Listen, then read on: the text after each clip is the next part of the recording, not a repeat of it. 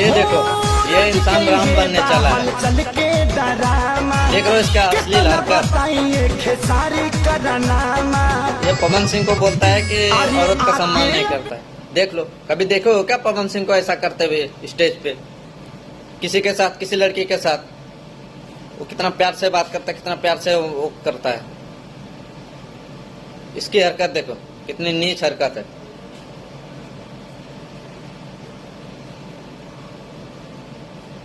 ये वीडियो इसका परिवार देखेगा तो क्या होगा बताओ। इसके घर में भी जवान बेटी है और किसी के बेटी के साथ ऐसा कर रहा है। एक शादीशुदा इंसान ऐसा कर रहा है दूसरे के बेटी के साथ।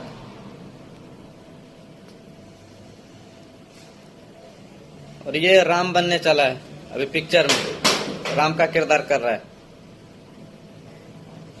शर्म करो कुछ, राम का किरदार कर रहे हो।